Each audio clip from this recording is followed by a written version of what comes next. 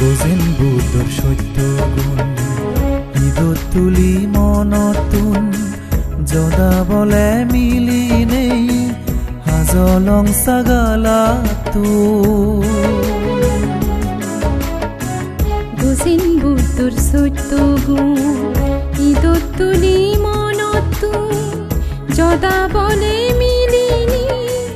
হাজলং সাগালাতু ছিল সুতোই সঙ্গর মজুমগুন ছিল সুতোই সঙ্গর মজুমগুন গুরির মহাসঙ্গদান